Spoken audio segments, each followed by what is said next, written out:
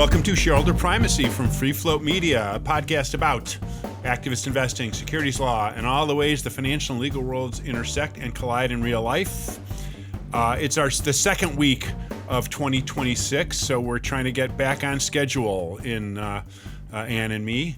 Ann Lipton, of course, is here, law professor at the University of Colorado, who teaches and researches securities and business law, and she holds up the legal end of the podcast. And that's Mike Levine, an activist investor who lives and works in Chicago. He covers the financial side of our podcast. Right.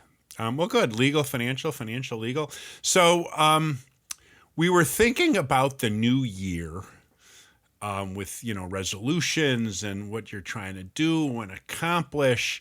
I don't know about you, but periodically people ask me, do they ask you, what do you read? What do you sort of use to kind of keep up? Yeah, specifically, which just recently there were law professors talking about what we read to keep up with the latest in business news. Obviously you can read the newspaper, but how do you keep right. The Wall Street Journal is pretty standard. Yeah, right. That's what I tell my students. I also get questions like, particularly because activist investing is somewhat of an obscure corner of the investing world. People ask, are there any books that I could read? Is there a single book I can read that will make me smart about activist investing? And the short answer to that, of course, is no. Until I Not write the that. Art of War. I think Art of War. Oh, that's Sun Tzu. Art of War. Sun Tzu. No, it's a little too obscure or indirect. So until you and I, or me, or someone writes that book, and we should do that. Why don't we do that? That'll be our next project. We'll write a book on activist investing. Until we write the definitive treatise on how activist investing works, there is no single book. But there are books that I recommend to people, and there's probably some that you direct people to. I mean, I'm not thinking like specifically on activist investing, right? But I'm not thinking. Yeah, okay, fine. But there and there's probably case books and so forth that there's a whole long library of stuff that law students look at. But this is more for like mid-career column, people who are saying, okay, this is kind of I'm kind of curious. What should I read? So we thought, and at one point I wrote a post about this. So I thought we would kind of look at that for a little while. And sort of see what those look like and see what we can say about them. And then we can also talk about some of the other stuff that we kind of use to keep current about what's going on in our world. I thought that might be a nice way to kind of kick off the year. What do you think? Sound good? Sure. Sounds good. All right. So I have a list, and if people really want to explore this, there's a photo of it on my LinkedIn page of my little corporate governance, activism, investing bookshelf. And there's several books there that I commend to people. And I was going to go through a few of them here and sort of see what you think and see what you'd add to them. The first one is Berle Means, Modern Corporation and Private Property. Go ahead. I always pronounced it in my head Berle Means until one day at a conference everyone was saying it's Brealy. I think it's Brealy, actually. Oh, Berle Means? Oh, I'll have to. Yeah. Oh, interesting. See, and I did not know that. I had only read it, and at a conference there were law professors talking because it's a foundational, and I think it's actually Brealy. So that is a thing I learned late. So it's pretty intense. It's not like an overnight read. You got to really study it. It's old. It's from the 30s. Yes. Right. It's absolutely foundational in the field. Now, and do you still study it? You don't assign it? But I don't assign it, but we still talk about it. I mean, we still, it's still very much part of the conversation. People refer to the Berle Means Corporation. Oh, and when they talk about that, what are they referring to? They're referring to the corporate, like what we think of as a public corporation, which is to say centralized management with liquid shares. Separate owner control. Yeah, exactly. The separation of ownership and control. That's what people talk about. Right, because at the time they wrote, they were thinking more about kind of little private businesses where the founder was the main owner. Well, they were talking about the transformation to the the transformation, and they were doing the contrast exactly. Right, and it really anticipated a lot of what we know today of how corporations are structured, and anticipated some of the controversies, and some of the problems that the next book I want to talk about included, which is agency cost, which is when the owners and the controllers have different interests. So Berle means modern corporation private property is a biggie. The next one that I recommend, is actually a collection of papers. It's called Foundations of Organizational Strategy. The author is Michael Jensen of Jensen and Meckling fame. Yeah. And he wrote, of course, the seminal paper on agency costs, which we've talked about on the podcast, which we've studied a lot. So this is actually a collection of his papers, which is includes agency costs with Meckling, and then also includes some others. One that focuses on why the profit objective is the best one for companies. Now, that's a little controversial, but he puts a lot of logic into saying that if you allow managers to do all sorts of other stuff besides make a profit, then they can do all sorts of weird things with the company. Right. Yeah. No, I mean, exactly. I mean, that idea, that the agency cost idea, that if managers have to be, focused on profit as a way of disciplining them, and the concept, and coupled with modern corporation and private property, the problem of, well, how do you force management to focus on shareholder interests? Those are I mean, that those are still very much what we talk about in classrooms today, and what we talk about in academic conferences. Oh, so you've seen some of Jensen's. I mean, Jensen was a finance professor, thankfully. Yeah. Jensen and Meckling's idea of agency costs and the separation of ownership and control are very much sort of still the problems. Exactly. I like to tell people that, the problems that they came up with saw in development of the modern corporation 100 years ago is very much still the problems that we're having those today. Problems haven't been solved. Yeah. They've gotten worse. All right. They haven't gotten worse, but they're still working on them. All right. So another book after Foundations would be one that you wouldn't necessarily expect here. It's called Exit, Voice, and Loyalty by Albert Hirschman. I don't know how familiar you are with that one. I haven't read it, but I've heard the title. Oh, go read it. Put it in your spare time. It essentially, and it has nothing to do with finance, has nothing to do with activism, but it has everything to do with how interested parties in organizations act and decide, in particular, whether to exit, whether to just leave the organization, or whether to, as Hirschman says, express voice. Yeah. Try to change an organization. And again, he's a political theorist. Mm-hmm. And it's an easy read. It's like a little more than 100 pages. But it really foreshadowed a lot of the nature of activism in many ways, political activism, social activism, but in our case, investment activism. Yeah. And he has one paragraph about investors. It's really kind of funny. Well, go ahead. Yeah, it's just funny because Bob Thompson's professor at Georgetown. I think he's the one who came up with the phrase that shareholders actually have three rights. Which is vote, sell, and sue. Right. So loyalty doesn't fit, but the exit voice is very much like shareholders have three things that they can do. They can sell their shares. Exit. They can vote. Voice. Or they can sue. Really voice. Exactly. So Hirschman's formulation, which I read, I think as an undergraduate. I was assigned this book, and this is a very long time ago. I still have my old copy, and it's great. I pick it up periodically. All right, so there's three kind of long ago, decades old texts that help inform kind of what activism looks like and how to think about it. There's some more current or more recent ones that are worth highlighting, and I'm going to go through these a little quicker. If you're interested in a really good overview of just corporate governance, there is a book called Corporate Governance, and it's a very thorough, extensive treatise by Monks and Minow. And of course, Minow is Nell Minow. Who was on the show. Right. We interviewed her. She's an old friend. Yeah. And her mentor was a guy by the name of Bob Monks, who died last year, who was one of the original kind of activists in the 70s. He ran for the board of directors at Sears. Remember Sears, the retailer? I remember Sears, yes. Right. They got 4 stores left. There was an article about them the other day, and I think that and multiple lawsuits. Right. I remember things by lawsuits. So anyway, so they're both attorneys. I think Monks is an attorney. Nell definitely is an attorney. And they wrote a very extensive treatment of corporate governance that is a really good reference tool.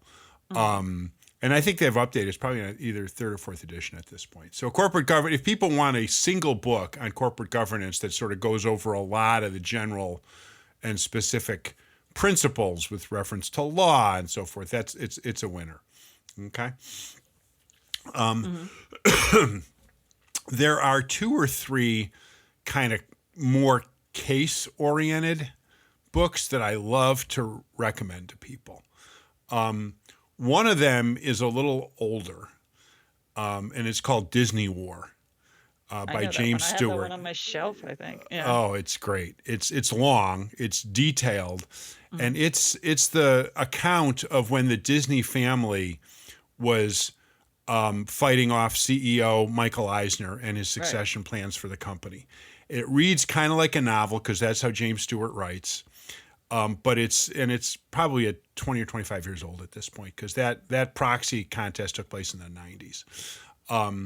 But that is one of the single best extensive case studies of a corporate governance situation, activist situation. And it's ironic, because the activist there was the Disney family, was Roy Disney, was Walt's brother or his family.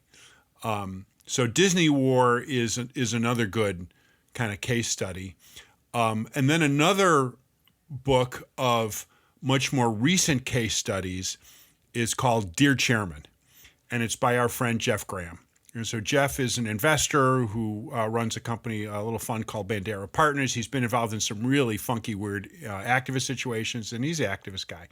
He was a guest on the pod sometime last year.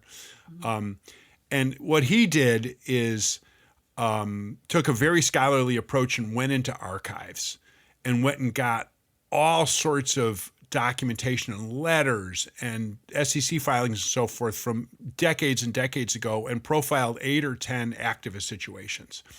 And Dear Chairman, of course, refers to the letter that, some activist dude might write to the chairman of the board saying, this is what I want. And, he talks about, old railroad cases and more recent cases. There's some really interesting stuff.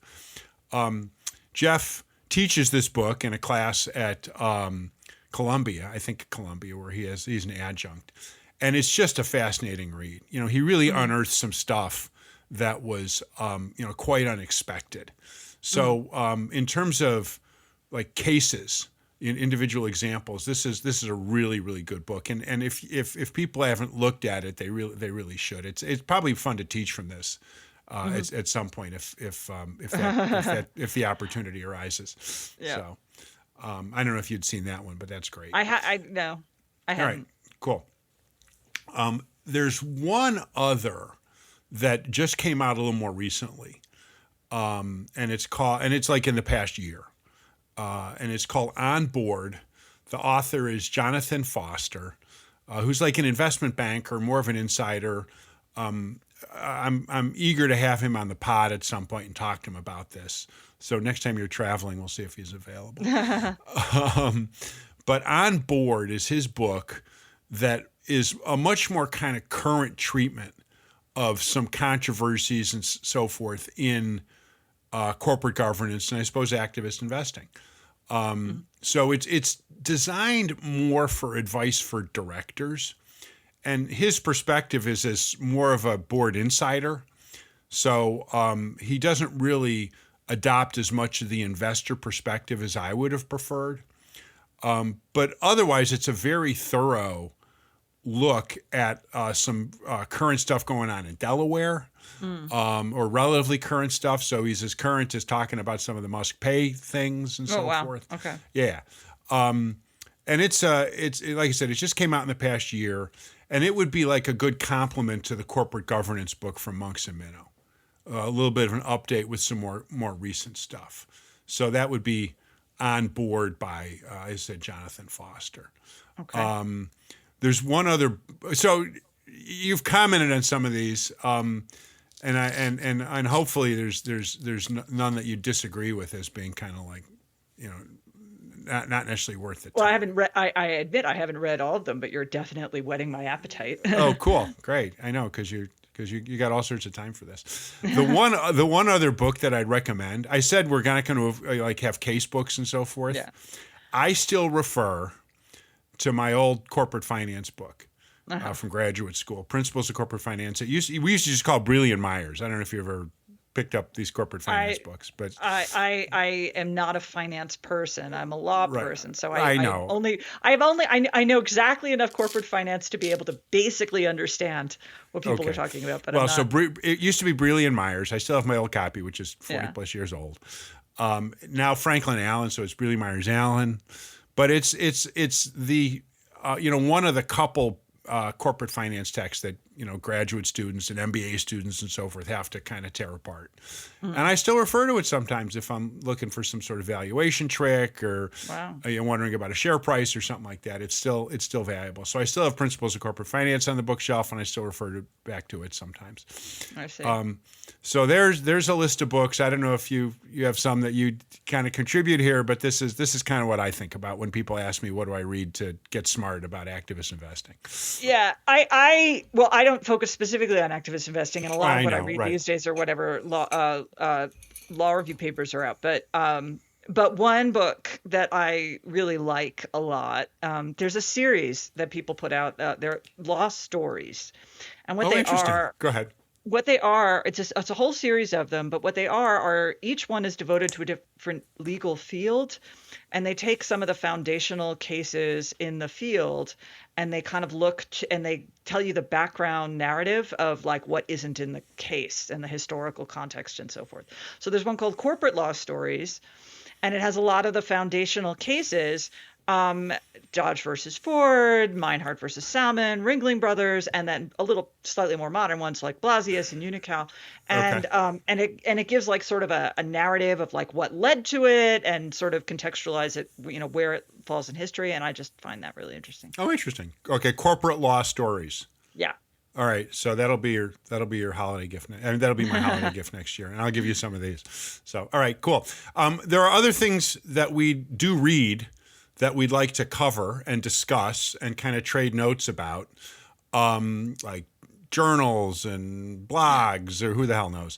And so we were going to cover that too, but in a moment. All right? After a break? Sounds good. Cool. Here at Shareholder Primacy.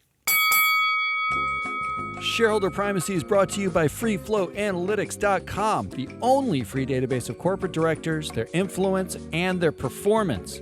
If you own a stock or retirement plan, go to freeflowanalytics.com and look up which of your elected directors are performing well and which aren't. Use your vote in the alternative democracy and get your data at freeflowanalytics.com. Now, back to the show. Welcome back to Shareholder Primacy. I'm Ann Lipton here with Mike Levine, and we're continuing to look at what we read to keep current on law and investing and activism and whatever's going on in the business world. All right. So now I think we're going to focus on because I keep getting asked how do you keep up with the cases? How do you find whatever recent cases have been decided and all of that stuff? So other than reading the newspaper, which doesn't report on every little thing, right? How do you keep up with this stuff? Right. Well, there's a couple of very basic resources that a lot of followers here already know, but it's worth mentioning. There's two kind of university-based blogs. There's the Harvard Law School Corporate Governance. I call it the Corporate Governance Forum, but it's Lucian Bebchik's department. Yeah. And it's the Harvard Law School Forum or whatever on corporate governance. And they have 2 or 3 posts each day during the week. And then its twin is the CLS Columbia Law School Blue Sky Blog. Yep. And I sense there's a little bit of a friendly, competition between them to sort of get good stuff. Yeah, to get stuff, yeah.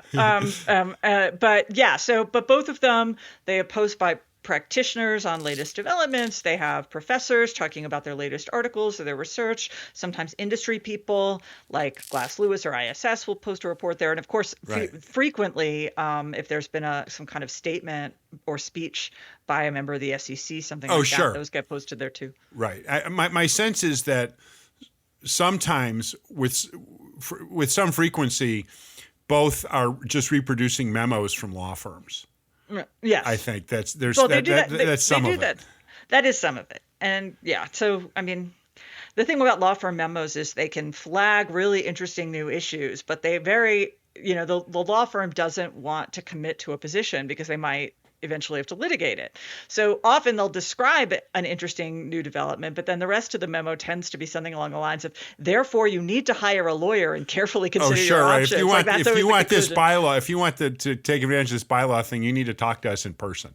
Yeah, exactly. Like they don't like take a position like this was, they tend not to take positions too far because they don't know what they're going to end up litigating, but they can describe interesting new developments. I've sensed that both, though, Harvard and Columbia have started to focus a little more on like original contributions and not just reproducing stuff that's been. I've published both places, and I think you have too. Yeah. So, speaking of law firm memos, is there? I can think of one law firm whose memos. Yes, that I know the one you're talking about. They're very good. They're very well written and they're funny. And that would be Cooley Godward. And that's a little bit less dry legal tones. There's more personality. Right, Cooley. Right. Yeah. And they fortunately for them, their editor is this guy, friend of ours, Brock Romanek, who used to be part of another group that we're going to talk about. But he basically, I think, keeps their memos going in the right direction at the right level of abstraction and kind of entertaining enough. So if there's a single law firm and you're interested in, this corporate governance activist stuff, whose memos you want to read, I think it would be Cooley's. At this point, there's any one of 50 law firms whose memos you could follow, and some people do all that. I find that got to be a lot to try to read, and it gets pretty redundant after a while. So those are law oriented ones. There's a finance guy who everybody's got to follow, which you got to be Matt Levine. Well, everybody follows Matt Levine. Yes, right, and you can. I happen to buy Bloomberg. I pay money to Bloomberg so I can get his stuff. But my institution pays money to Bloomberg. Wow. Okay, so you can get Bloomberg. I have a budget for books that I use for subscriptions that don't come through the school, and one of my subscriptions is to Bloomberg. Oh, I see. Okay. Oh, interesting. So they don't give you a terminal. No, that would be a lot. I have a budget that allows me to subscribe to Bloomberg. Right. So I also subscribe to Bloomberg. Again, I don't have a terminal because I don't trade that way. But Matt Levine's stuff is free. So anybody follow here, you want to follow him, you just add an email address and they'll send it to you. So Matt Levine is required reading. Yeah. There are a couple of others that are worth. Well, there's some newsletters along those lines that I know you like to read. What are some of the ones that you subscribe Well, I mean, to? Another legal-ish blog that is Kevin Lacroix, D&O Diary. He does. Oh, interesting. He mostly he's like an insurance guy, but he talks about things related to directors and officers' liability, which I find useful. Okay. And then there are the blogs that like the deallawyers.com, the corporatecounsel.net, compensationstandards.com. Right. And they're all part of the same group, CCR. That's the group that Brock Romanek came from. And that's very useful stuff, very useful updates on, cases and development. Sometimes they report on law firm memos, but usefully, like ones that I hadn't seen that, whatever the latest development in the field is, because if it hasn't reached the point of an actual dispute in case law, sometimes it doesn't come to my attention easily. Oh, interesting. So if someone hasn't sued somebody, you may not see it. Then I rely on these blogs to tell me about developments that are outside the world of actual cases. Right. Yeah. So and those started out, I think, as compilations of law firm memos, but quickly spread to. I mean, they have conferences, they have webinars, but those three blogs, Deal Lawyers, Corporate Counsel, and Compensation Standards, those are all free. I think you can just sign up and get those blogs sent to you directly without paying them money. I think that's right. No. So there's another Substack that I love, Mr. CorpGov. Do you get Mr. CorpGov? I have seen Mr. CorpGov. Yes. You haven't signed up for it yet, though.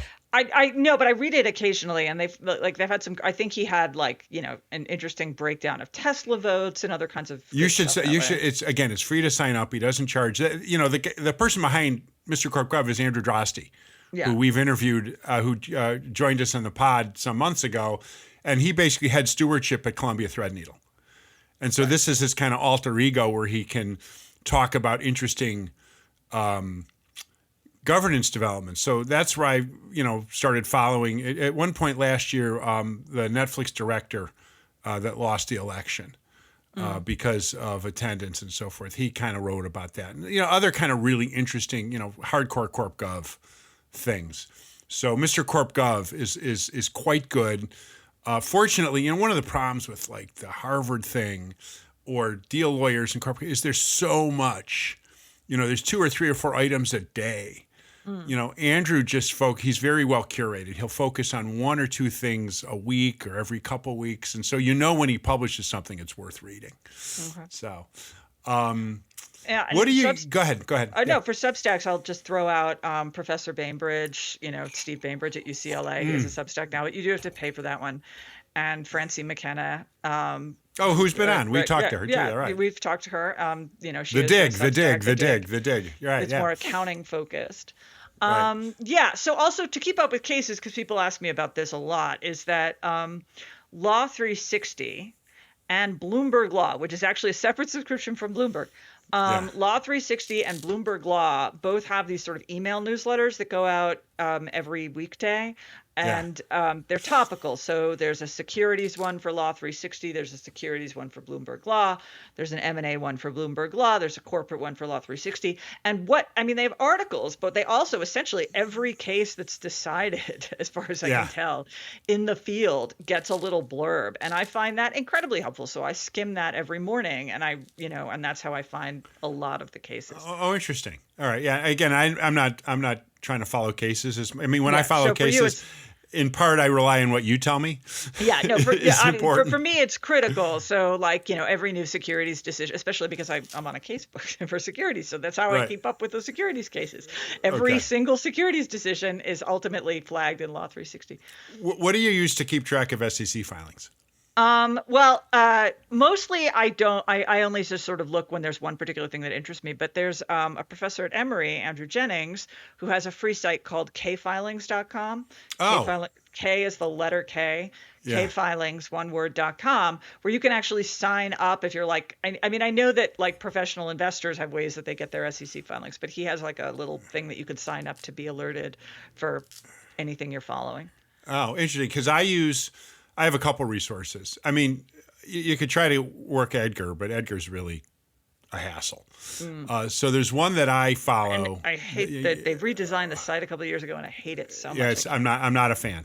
I keep switching to classic view because I don't love it. I want the nice chronological view. I don't want whatever it is. Yeah. I use something called SEC Info, 7 letters, 1 word, secinfo.com. By this, and it's like a single proprietor, a guy in LA by the name of Fran Finnegan. And he basically has figured out a way to penetrate Edgar, and it is delightful. Oh. It is so good. He has this comprehensive kind of Edgar filtering service. And so any Edgar filing is available through SEC Info. You look it up, there's keyword searching and so forth.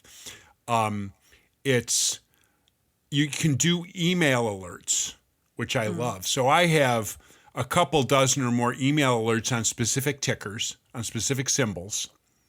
So anytime Tesla does a filing, I get something from SEC. So I see all the Form 4s and all the 144, all that kind of stuff. And you can also get notification of specific types of SEC filings. So anytime somebody files a 13D, it shows up in my, so I get a lot of those, and it's technically free. I'm sorry, you can get it for free. He asked for $120, and it is just great. It's easy to use. It's totally searchable, and it's a one-man show, and it's really wonderful. I'd also that's what I use to kind of follow SEC filings. I see. There's one other resource. There's a couple that you can. I mean, there's other resources you can look at that cost a bunch of money for like following activism stuff. Okay. So there's Diligent, S&P, a bunch of these. I happen to like a startup called Boardroom Alpha. Okay. One word, boardroomalpha.com. And they're pretty generous with their trial subscriptions, and they have it's a basic tracker, so you can look at a company and look at all the activist work situations that have been there. You can look up an activist. You can look up a type of filing. Again, eventually you're going to pay some money there, but for now, Boardroom Alpha is, like I said, because they're trying to grow. I think they're pretty generous with their trial subscriptions. So I get a couple reports from them once a day, Boardroom Alpha, and it's if I need to go look up, some company and figure out, if there have been some other activist things that might not have gotten to the SEC filing stage, like a news release or something like that. Boardroom Alpha would have that, and they also have complete financial information available on companies. So it's one of these comprehensive resources that's a little less well known compared to a couple of the biggies, but I still really like using it. Yeah. Another resource I like to follow is the Business Law Professor blog. Oh wow, I know that one. So that's where you publish your blog. That's where you blog. That's where I blog. Yeah, roughly once a week, sometimes more than once a week if I get very, very inspired. But there are other professors who contribute. That's what I was kind of curious about. What's the story behind the Business Law Professor blog? Well, it's gone through different management. It switched sites. I mean, it was started before I became a professor. It goes back, to at least 2010, I think, at least. Part of a law professor blog network that was on TypePad, but then TypePad kind of died, and so different blogs have sort of scattered to the winds. But basically, it was always just a collection of business law professors, but people drop out and they go back in. So like the actual membership of the bloggers have changed over time. But two of the people who blog the most there, in addition to myself, are Joan Hemingway at Tennessee and Ben Edwards at Nevada. And Ben Edwards has been periodically sort of charting companies moving in and out of Delaware, which is really useful. Right. But you can sign up for emails every time there's a blog post if you like. I personally blog there once a week, more often if I am inspired. Right. All right. Oh, yeah. So Business Law Professor blog is something that I think it's like one word, businesslawprofessors.com now, after we moved from TypePad because TypePad blew up. Right. So I like that one too. So. Oh, and also just, business law news, obviously we all know about Wall Street Journal, New York Times. The two other relatively new bloggish things that I like are FT Alphaville has a Substack now. Oh, interesting. Yeah. And you get an email alert once a week, and Semaphore, I think, has an they've got great business coverage. Yes. Yeah, they have some real. I mean, it's like they get commentary that you don't necessarily see in other sources, which I find interesting. So they often have really interesting little tidbits. Yeah, I get a daily email from Semaphore, just general news. Like world news. I've signed up for their media and for their business. Right, and they I don't know if you saw, they just did a round. They raised $30 million. I saw. And so they're expanding, and they had been doing a once a week business column, and now they're evidently expanding it to 5 days a week. Oh, great! Because they managed to get sources who say things that I just don't see elsewhere. I'm glad you mentioned that. Semaphore is really a smart thing to follow. So, so that's kind of a little overview of what to read and what to look at, I think, this year. So I think that I've learned a couple things here about what you like to look at. Yeah. And hopefully some of the stuff I follow is going to be helpful to you. So like I said, I know what I'm going to get you for a couple of gifts at some point. So. Okay. All right. Okay. Sound good? All right, Sounds cool. Good. I think we can wrap up. So here's a pro tip for everybody, the followers here. So when podcasters like us don't have anything really, really current to kind of comment on.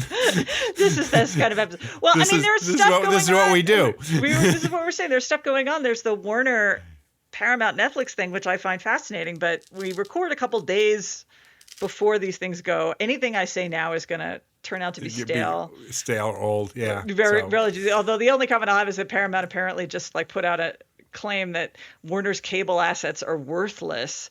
Right. And therefore, there's no need, there's no value added by Netflix allowing Warner shareholders to keep them. Right. To keep them. To which my response is, okay, well, I'll take them. I mean, if they're worthless, if they're free, give them to me. That's fine. Right. I'll create a shell company to acquire them. Yeah. So anyway, when there's not a whole lot of news or nothing really top of mind, we talk about things we read, and hopefully that's helpful to everybody. So let's move on from this and think about more stuff to talk. Hopefully we'll find better stuff next week. Anyway, this is Shareholder Primacy, hosted by Ann Lipton and me, Mike Levine. I'm an independent activist, investor, and advisor to investors about their activist situations. Ann is professor of law and the Lawrence W. Demuth Chair of Business Law at the University of Colorado Law School. You can find me, Mike, at theactivistinvestor.com and Ann at law.colorado.edu. Our podcast is produced and distributed by Free Float Media. Thanks for listening. We'll talk again soon.